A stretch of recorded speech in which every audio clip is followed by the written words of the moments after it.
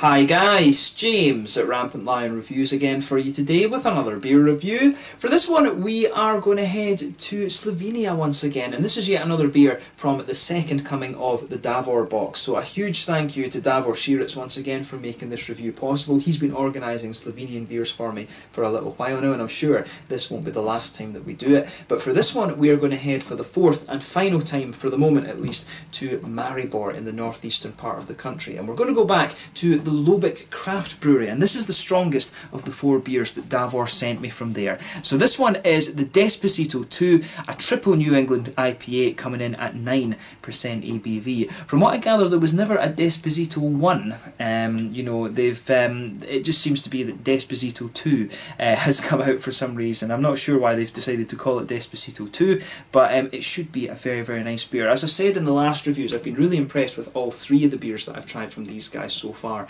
and I really hope that this fourth one follows on in the same light. Probably the pick of the three beers that I had so far was the Able Archer 83, and that apparently is the best rated beer in Slovenia at the moment. But very much looking forward to this one, a triple New England IPA at 9% hopped with only Citra. So yeah, this one I think will be pretty awesome, and Davor of course has never sent me a bad beer before, so very curious to see what this one throws up. But anyway, as is usual with my reviews then, I'll tell you a little bit about the brewery. If you want to get straight to the tasting, just fast forward. All the usual links are in the description below. That's the brewery website, the link to my other reviews that I've done from the Lobik craft brewery before. Hopefully I can add some more in the fairly near future, but this is the last one for a little while.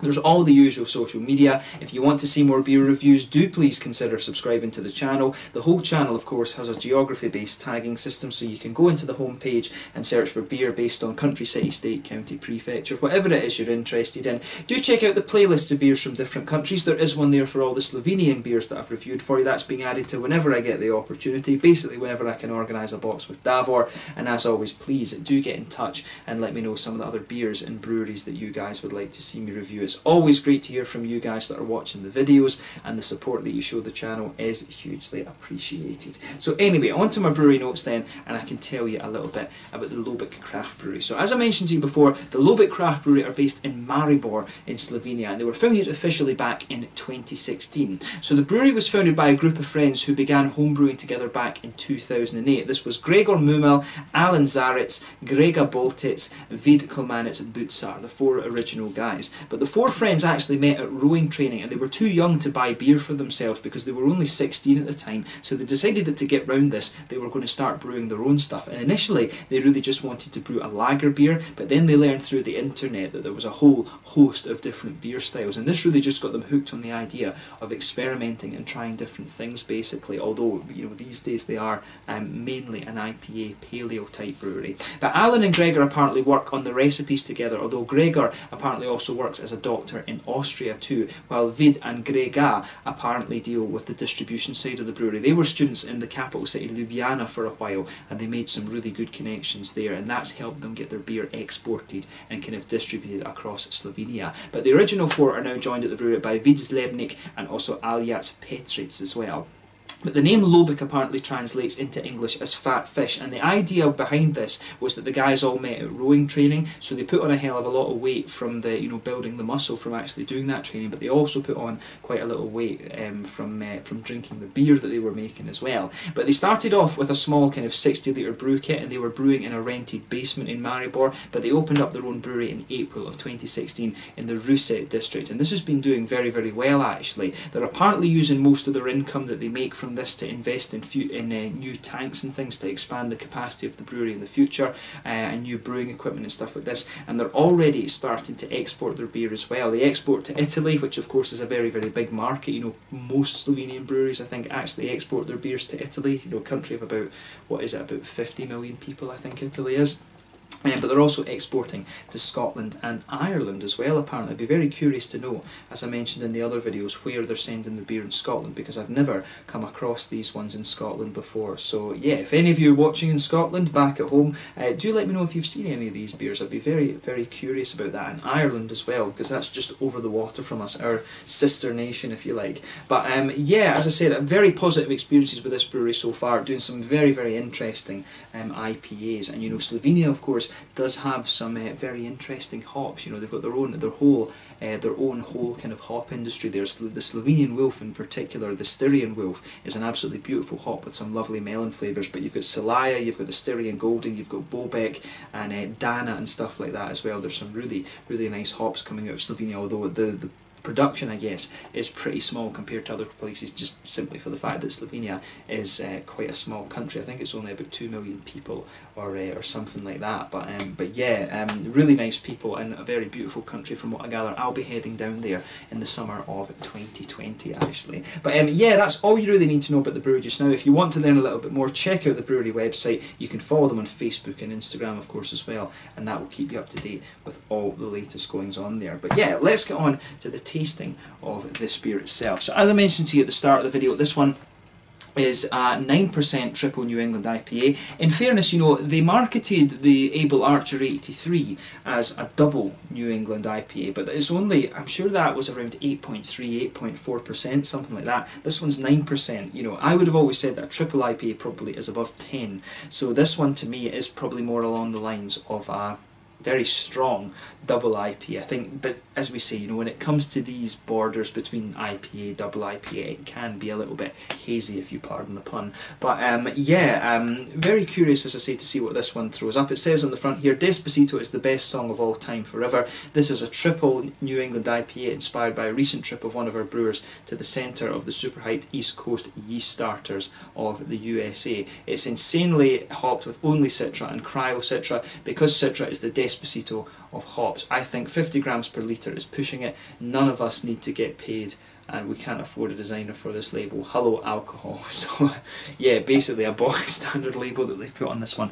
But yeah, nicely presented beer this, of course. It's very, I guess you could say it's a little bit minimalist. I don't know, maybe I'm butchering artists, so if there's any artist types watching, I'm sorry for doing that. But there you can see, here is the Lobik craft brewery symbol here, the fat fish of course enjoying his beer. But let's get this guy out and we'll get on with the tasting. And as I mentioned, a 9% triple New England IPA, hopped with only Citra. A little bit of foam as we open it up, but let's get it out and into the glass.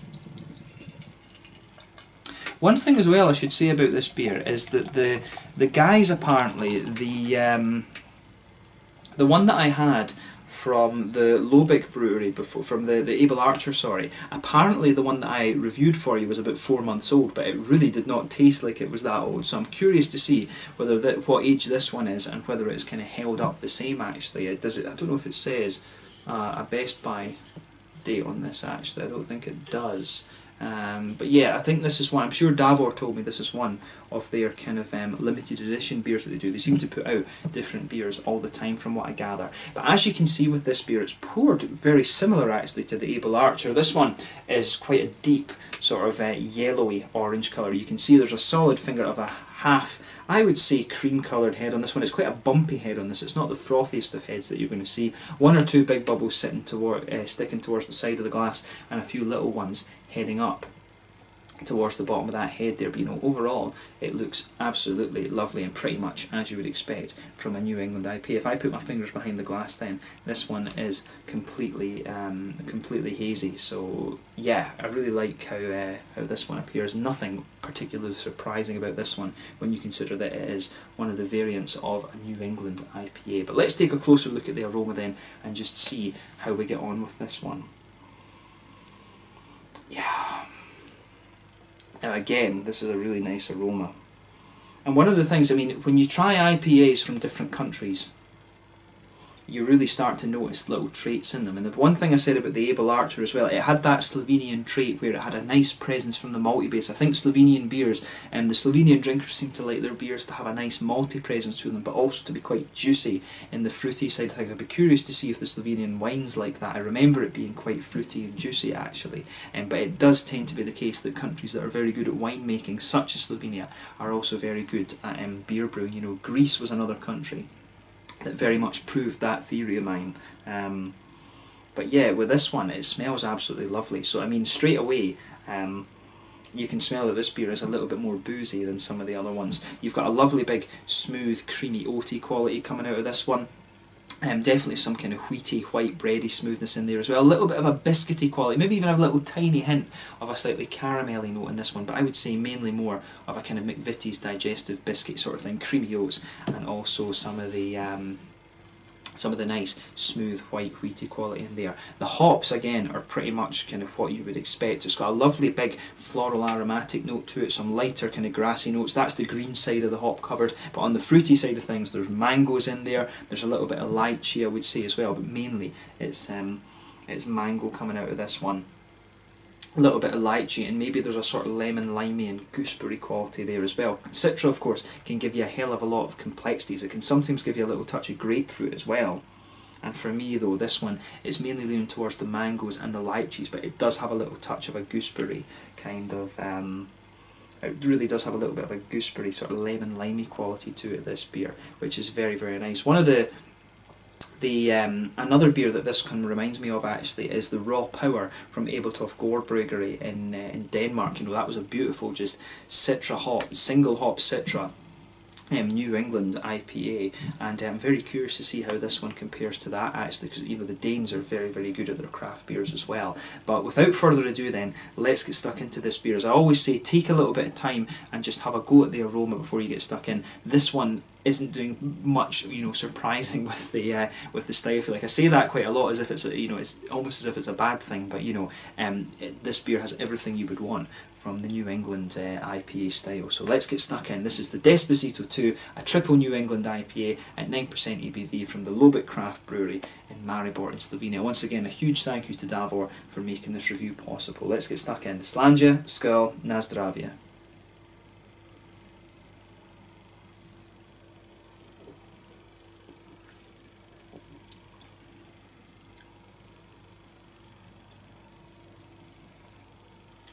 That's nice. Again, you know, see, after trying the Abel Archer, I'm really not surprised about this beer. The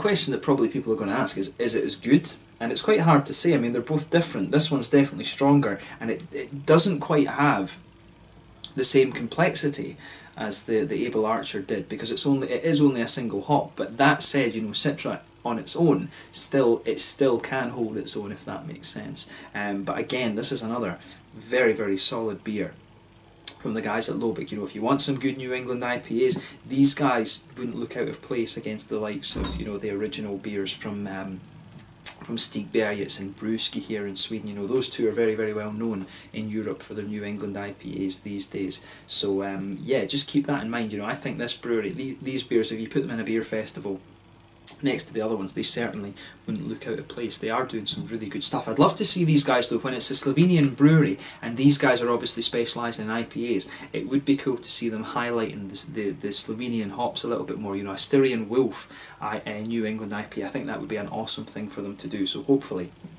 that's something that they review and that they look at doing over the next couple of months or something like that. I'd love to see that at some point.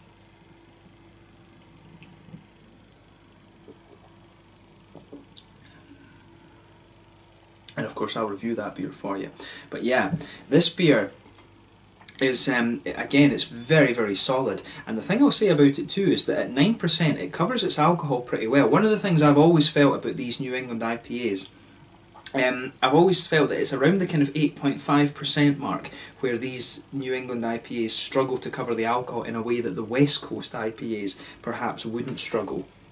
But this one does actually do it quite well, although that said, you can just taste that this beer, if you're used to the style, you do know when they're a little bit more boozy. But again, with the malt base in this one, it's pretty much as you would expect. In the middle of your palate, you've got this nice, smooth, white wheaty quality. That just blankets the middle of your palate. On top of that, you can feel some of the nice oaty characters just kind of building up on this one. It does have a nice kind of sort of thick, bready creaminess to it. This beer, it has everything you'd expect of it. It's not quite lactosey and creamy in that way as some of these beers can be. This one's more a sort of straight up bready and oaty smoothness. This one, I like how they've put this together. In the very centre of your palate, you can feel there is a little touch of a sweetness there. You've got a lovely, nice biscuity quality to this one, which is good.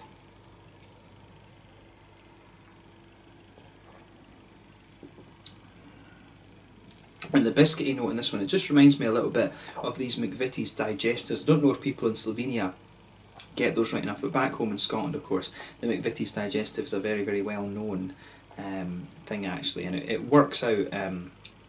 It works out really nicely. That's probably why this beer is managing to cover its alcohol quite well actually. On the hoppy side of things then, again, this beer is pretty much what you'd expect. There's a teeny little bit of earthiness in the back corners of the palate, and as you come further forward, this beer actually gets quite pronounced in its sort of floral aromaticity. It's almost a little bit spicy actually. I like how the kind of spicy notes are coming out of this beer, but then round the very front curve of the palate, you've just got a little bit of a lighter, more grassy note to this beer as well, which is very nice. And then behind the front curve of the palate, you've got that little oily bubble where those juicy, fruity esters start to push their way out of the beer. And this is, of course, where the Citra really can shine and show its complexity, and it's doing it very nicely in this beer, I have to say.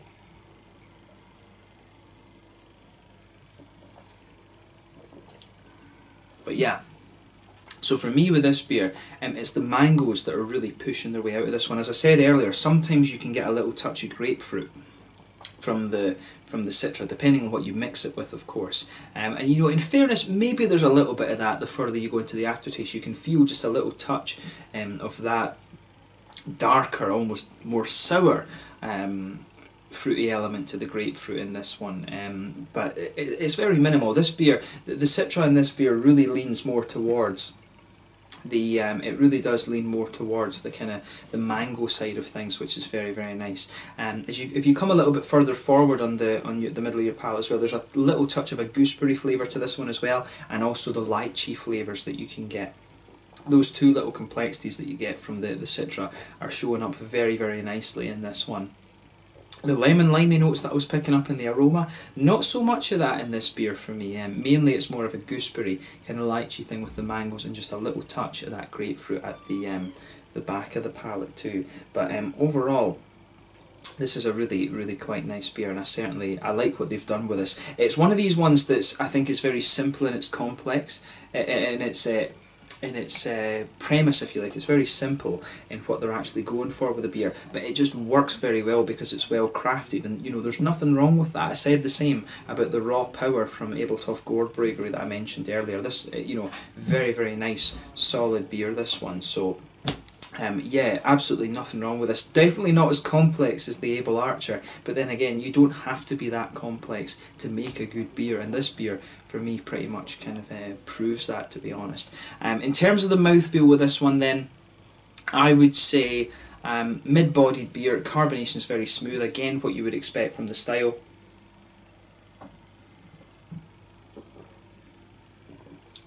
Yeah. You know, very, very smooth beer. It does have the mouthfeel overall, it's got a little bit of oiliness to it, it's got a little bit of creaminess, pretty much again what you would expect from this beer style. The IBUs in this beer, I think this one's a little bit heavier. I think it's maybe around 40 IBUs, this beer. Maybe 35 actually, somewhere between 35 and 40, and that's to help kind of balance out the alcohol in the beer a little bit. The green side of the hops, the big floral aromatic spiciness, is coming out very nicely in this one.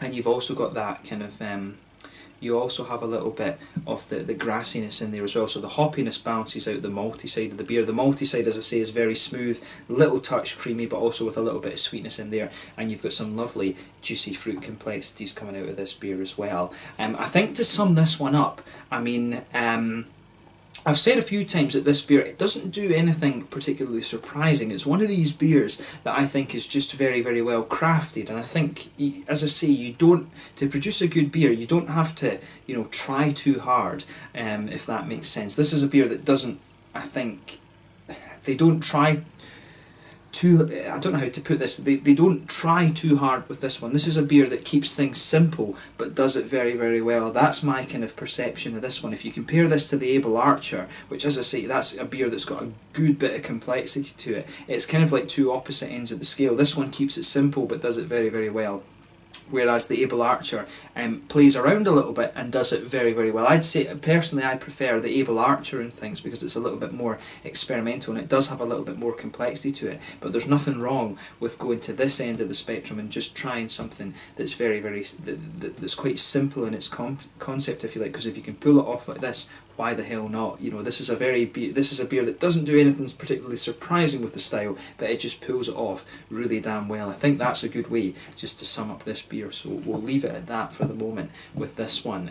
But yeah, really nice New England IPA, this one. It's as I say, the thing that I would debate with this one is whether it's a triple IPA at 9%. I would think you'd have to go up to around 10% to be a triple IPA, but that's you know, that's me absolutely nitpicking with this one. But the main point is, it's a very nice beer. It's one that keeps it simple and does what it aims to do very, very well. So as I say, let's leave it at that for this one. This is the Despacito 2, a triple New England IPA at 9% ABV from the Lobik craft brewery in Maribor in Slovenia. Another very, very solid beer from these guys. This is the last one that you'll see me reviewing from them for a little while, but I do hope in the future I can try some New England IPAs from them that use the Slovenian hops. As I say, the Styrian Wolf is an absolutely beautiful hop, and I think it would work very, very nicely in a New England IPA. Also particularly nicely, I think, with the likes of Enigma and you know, the Enigma, and also Nelson Sauvin or something like that. I think though, and maybe Mosaic and Citra as well. Actually, these complex hops, I think it would work very, very nicely with. So hopefully that's something I can review from these guys in the future.